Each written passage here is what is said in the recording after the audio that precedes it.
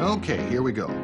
In the last section, we identified theater as a performing art by virtue of its main art object, dramatic action.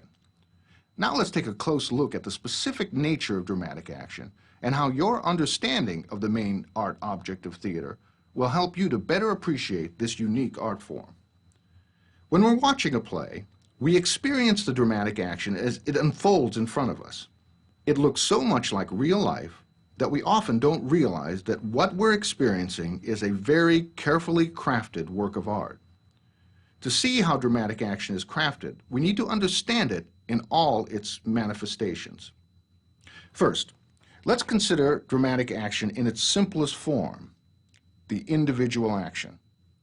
In the play Master Harold and the Boys, the lights come up on two individuals who are each engaged in individual action.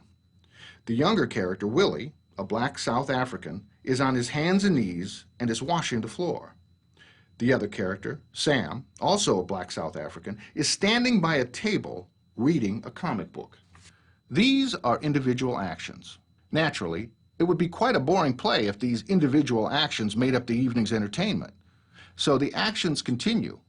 Willie gets up and moves his washing bucket and begins to step back and forth. This develops into a simple ballroom dance. Willie then dances around the room and asks Sam how he's doing. Sam asks him to continue and gives him suggestions for improvement. The play begins with two men involved in their own individual actions, but then evolves into a series of individual actions that make up what is referred to as sustained action.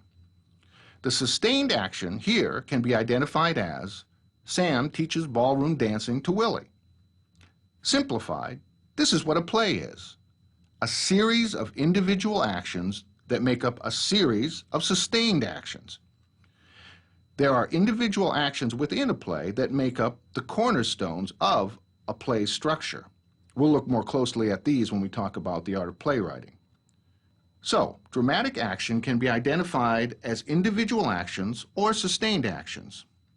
The overall sustained action is referred to as the spine of action. This is a great term for the overall action of a play. If you think about it, each individual action is similar to each individual vertebrae in a spine. The placement of each vertebrae determines the overall shape of the spine in the same way that the placement of each individual dramatic action will determine the overall sustained action of the play. Another way to consider dramatic action is by two basic levels of dramatic action. First, there is the observable action. This is the action that we can see taking place. Then, there is the motivation of the action. Why is the character engaged in this particular action? For what reason did they choose to engage in this particular action? The audience cannot see the motivation behind the action, but the motivating action is the gas that drives the engine of the observable action. For instance, two characters can engage in the act of shaking hands. One individual observable action. But the motivation can be different for both characters. One character could be shaking the other character's hand as an act of forgiveness. The other could be shaking his hand to deceive the other character.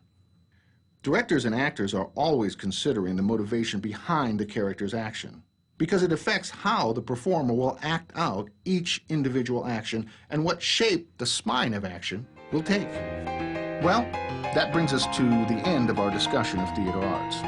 Next, we'll talk about the beginnings of theater and ask what human instincts made theater an inevitable art form. We'll take a look at the practices of theater during the ancient Greek period and see how they've affected the art of theater today.